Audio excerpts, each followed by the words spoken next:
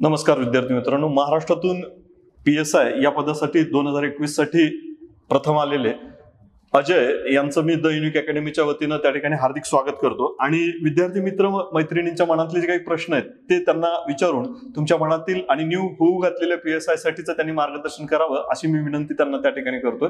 अजय, तुम्ही या प्रक्रियेकडे एकूणच किती कालावधी लागतो यशस्वी होण्यासाठी? मला असं वाटतं तुम्ही स्वतःमध्ये सातत्य ठेवलं आणि कष्ट करण्याची तयारी असेल तर साधारणतः 1-2 वर्षात तुम्ही पोस्ट मिळवू शकता.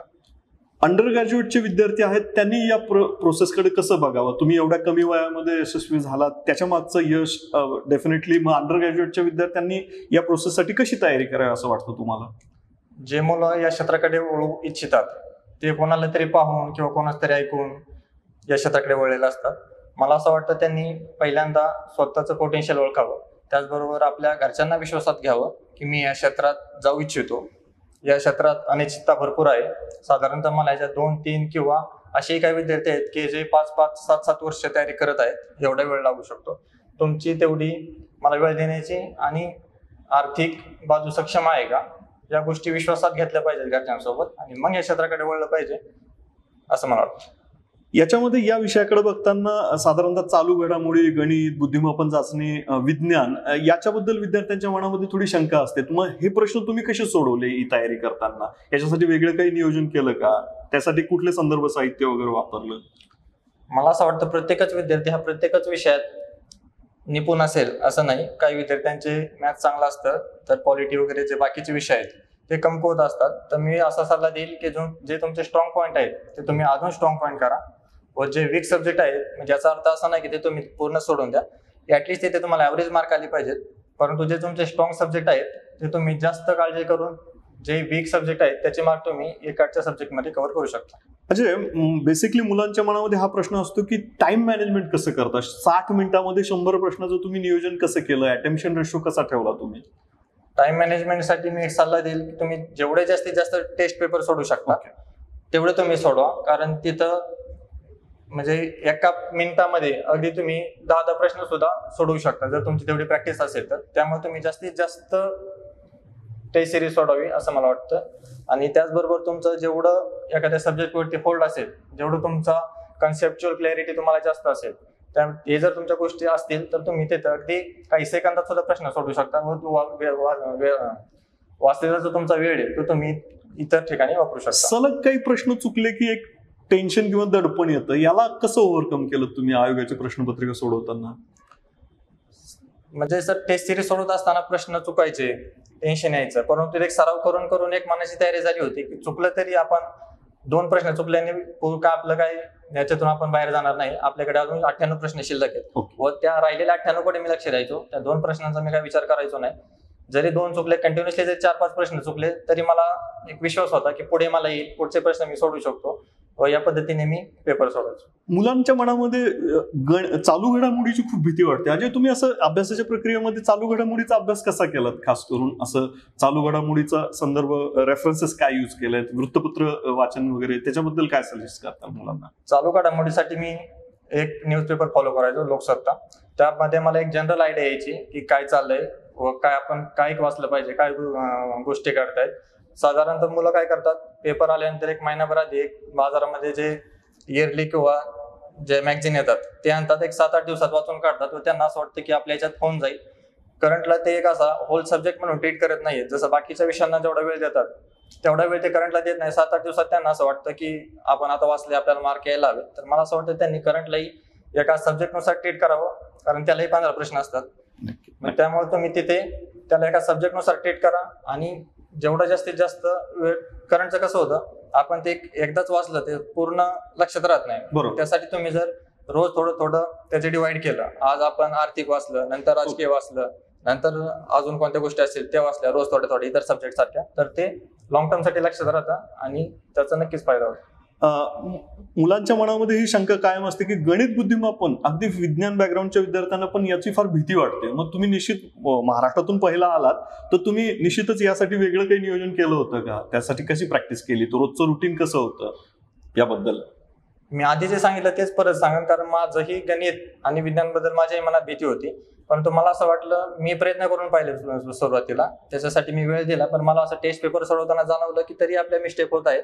मग त्यामुळे मी काय केलं, जे बाकीचे माझे स्ट्रॉंग विषय होते, बाकीचे जे इतिहास, भूगोल, नागरिकशास्त्र हे एवढे परफेक्ट केले की माझे त्याचे आउट ऑफ मार्क यायचे. मग तिथे मला एक अंदाज आला की मी इकडचे मार्क इकडे कव्हर करू शकतो. परंतु मी ते विषय जे आहेत, गणित किंवा विज्ञान, हे पूर्णपणे सोडून दिले नाही. तिथे मला ऍटलीस्ट ऍव्हरेज मार्क येत होते की जे इतर मुलांना नाही येतात.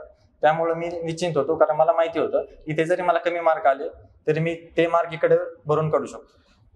प्री मध्ये चांगला स्कोर आल्याचा फायदा म्हणजे बाउंड्रीवरती राहणारे विद्यार्थी असतात की प्री निघेल की नाही, न निघेल की नाही. मग तुमच्या बाबतीत काय घडलं? प्रीचा चांगला स्कोर आला होता त्याच्यामुळे तुम्ही लवकर सुरुवात केली मेन्सला, का प्रीच्या आधीच मेन्सचा अभ्यास केला होता थोडा थोडा? 2020 तर मला एक्झॅक्ट आठवत नाही, परंतु 43 की 44 मेरिट लागलं होतं PSIचं, आणि मला 0.25 लीड होतं. म्हणजे 0.25 ने मी पास झालो होतो. त्यामुळे मी संभ्रमात होतो की करावं की नाही. मित्रांचा सल्ला घेतला, परंतु कोविड असल्यामुळे समोर काही दुसऱ्या एक्झामही नव्हतं. मग त्यांनी असं सांगितलं की सध्या आता समोर तुझ्या एकच आहे, तू त्यावरती फोकस कर. आणि फॉर्च्युनेटली मी ती पास झालो.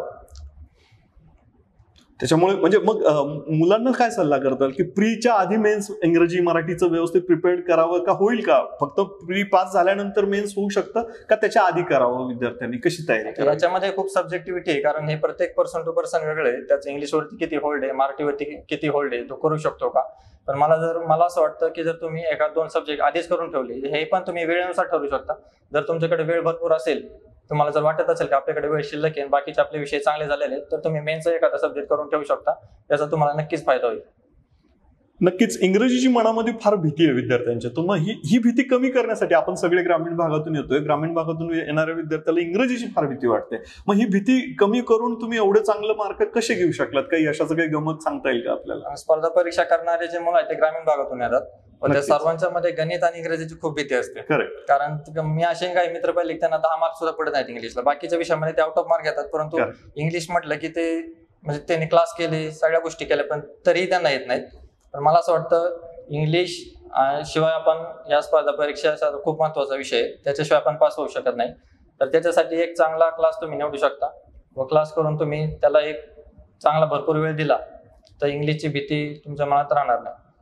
मुलाखतीचा टप्पा हा फार महत्वाचा आहे या प्रोसेसमध्ये. मुलाखतीचं प्रिपरेशन मुलांनी प्रिपरेशन करताना फक्त काही एक ओव्हर द नाईट आपण चेंज होऊ शकत नाहीये, फिजिकल अटायर चेंज करतोय. मग मुलाखतीचे व्यक्तिमत्व विकासाची सुरुवात कशी करावी, कसं व्हावं, यासाठी काय सजेस्ट करताल मुलांना? मला असं वाटतं मुलाखतीची तयारी 1 आणि 2 दिवसात होऊ शकत नाही. ते तुमच्या व्यक्तिमत्वाचा एक भाग आहे. आणि जेव्हापासून तुम्ही पदवी, मी शाळेपासून म्हणेल, तुम्ही जे सराउंडिंगला काय चाललंय, काय पाहिलंय, जे काय तुम्ही मित्रांशी शेअर करता किंवा बोलता, तुमचे मार्गदर्शक सांगता, या सगळ्या गोष्टींचा तिथे खूप फायदा होतो. ओव्हर द नाईट इंटरव्ह्यूची तयारी होत नाही, परंतु एक इंटरव्ह्यूची भीती असते मनामध्ये की मला काय विचारतील, काय नाही. मग मुलं पाठांतर करतात, मला पॅनलने हा प्रश्न विचारला तर मी हे उत्तर देईल, परंतु तिथं असं काही घडत नाही. तिथं ते एकदम जनरल प्रश्न विचारतात आणि मग तिथे मुलांची फसगत होते. मी हे पाठ करून आलो, मला हे प्रश्नच नाही विचारला. त्यामुळे तुम्ही स्वतःशी जेवढे प्रामाणिक राहाल त्याचा तुम्हाला इंटरव्ह्यूला नक्कीच फायदा होईल. तुमच्या स्वतःच्या इंटरव्ह्यू मध्ये काही असे क्षण आले का की खूप प्रेशर आलं तुमच्यावरती, दडपण आलं, खूप अवघड प्रश्न विचारल्यामुळे, असं कधी आलंय? असा काही क्षण आला होता? हो, नक्कीच. कारण पहिला प्रश्न त्यांनी मला गेल्यानंतर माझं जे बॅकग्राऊंड आहे ऍग्रिकल्चर त्याच्यावरती विचारला, व तिथे मी थोडासा त्यांना सॅटिस्फाय करू शकलो नाही. नंतरचा दुसरा प्रश्न त्यांनी मला ऍग्रिकल्चर वरचाच विचारला. मी तिथे समाधानकारक उत्तर देण्याचा प्रयत्न केला, परंतु त्यांना काही सॅटिस्फाय होत नव्हते ते सर. मग तिथे मला असं वाटलं आपला 2 प्रश्न आपले हे झालेत, आपलं बॅड इम्प्रेशन पडले. आता तिथे मी पॅनिक झालो, परंतु मी स्वतःला सांगत होतो की बोलत राहा, फक्त तू स्वतःशी प्रामाणिक राहा. तेच मी तिथे केलं आणि त्याचा मला फायदा झाला. म्हणजे मुलाखतीची तयारी करताना बायोडाटा अधिक तुमचं या अभ्यास, स्पर्धा परीक्षेचा अभ्यास आणि प्लस तुमच्या आवडीनिवडी यासह या बाबींवरती लक्ष दिलं पाहिजे असं तुम्हाला वाटतं? हो, नक्कीच. कारण त्याच्यातून आपल्याला काय आयडिया येते, आपला बायोडाटा, त्याच्यावर आपण कुठून आलो, आपलं प्राथमिक शिक्षण कुठं झालं, आपलं माध्यमिक, आपली पदवी, आपलं फॅमिली बॅकग्राऊंड, या सर्व गोष्टींमुळे आपल्याला एक अंदाज येतो की आपल्याला याच्यावरती प्रश्न विचारू शकतात. आणि प्रश्न साधारणतः त्याच्यावरतीच असतात. जास्त प्रश्न हे तुमचे पदवीवरती असतात. त्याचा आपण एक अंदाज बांधू शकतो, परंतु आपण एक्झॅक्टली सांगू शकत नाही की हाच प्रश्न विचारेल. पण त्या दृष्टीने तुम्ही जर प्रयत्न केले तर तुम्ही ते प्रश्न टॅकल करू शकता. सगळ्यात महत्वाची गोष्ट आहे की ह्या अभ्यासाच्या प्रक्रियेमध्ये आई वडिलांचं, पालकांचं त्या ठिकाणी खूप मोठा विश्वास आपल्यावरती असला पाहिजे. त्यांचा आपल्यावर विश्वास असण्यासाठी त्या ठिकाणी ह्या टप्प्यांवरती आई वडिलांचा कसा पाठिंबा तुम्हाला वेगवेगळ्या स्तरावर भेटला चांगल्या त्या अर्थाने? मी माझ्या यशाचं श्रेय पहिल्यांदा माझ्या आई वडील यांना देतो. कारण जेव्हा केव्हा मी सुरुवातीला सतत मला अपयश येत होतं, तर ते मला कंटिन्युअसली सांगायचे काय हरकत नाही, पुढल्या वर्षी होशील, काय हरकत नाही, आम्ही आहे तुझ्यासोबत. व ते माझ्यासाठी खूप मोठी प्रेरणा होती. कारण ते मी एक शेतकरी कुटुंबातून आलेलो आहे आणि शेतकरी कुटुंबासाठी इथं पुण्यात राहणं आणि एवढा खर्च वगैरे उचलणं हे प्रत्येक कुटुंबासाठी शक्य नाही. परंतु ते त्यांनी माझ्यासाठी करून दाखवलं व याची मला कधीही जाणीव भासू दिली नाही की आर्थिक बाजू तुला आम्ही हे करू शकत नाही वगैरे वगैरे. ते मला सतत सांगायचे तू फक्त अभ्यास कर, आम्ही आहे तुझ्यासोबत, आता पास नाही झाला तर पुढल्या वर्षी होशील, परंतु पास हो. अजय, एक पर्सनल प्रश्न. अभ्यासिकेत बसल्यानंतर एक तरुणांचं लक्ष डायव्हर्ट होणारे अनेक माध्यम आहेत. मोबाईल हा त्यातला एक महत्वाचा मुद्दा आहे. मोबाईल पासून थोडंसं दूर राहिलं पाहिजे, सोशल मीडिया पासून, की यूज मर्यादित स्वरूपात केला पाहिजे, याबद्दल काय सल्ला देता विद्यार्थ्यांसाठी? मला असं वाटतं की सोशल मीडियाचा वापर आता दिवसेंदिवस वाढत चाललाय, परंतु आपण त्याचा एक चांगल्या पद्धतीने वापर करू शकतो. मोबाईल झाला, आता लायब्ररीमध्ये दुपारी जेवण करून आल्यानंतर अभ्यास होत नाही, तर त्यावेळेस तुम्ही मोबाईलवरती काही कार्यक्रम पाहू शकता. कॉमेडी शो वगैरे भरपूर असतात, ते तुम्ही स्वतःला रिफ्रेश करू शकता. इतर गोष्टी पाहण्यापेक्षा तुम्ही जर अर्धा तास ते कॉमेडी शो पाहिला तर तुम्हाला रिफ्रेश होतं. तुम्ही परत तेवढ्याच उमेदीने परत अभ्यास करू शकता. सोशल मीडियामुळे डायव्हर्ट होतंय विद्यार्थ्यांचं लक्ष असं वाटतं का तुम्हाला? मग त्याच्यावर कंट्रोल केला पाहिजे आपण, एक विशिष्ट कालावधीमध्ये बघावं वगैरे, याबद्दल मुलांच्या मनामधल्या हे शंका आहेत त्या कशा आपण सॉर्ट आउट करूयात? तर मी पर्सनली कोणता सोशल मीडिया वापरत नव्हतं. माझ्याकडे फक्त टेलिग्राम होतं. ते पण मी या स्पर्धा परीक्षांचा 2-3 चॅनल होते त्याचा अभ्यास घेण्यासाठी ठेवत होतो.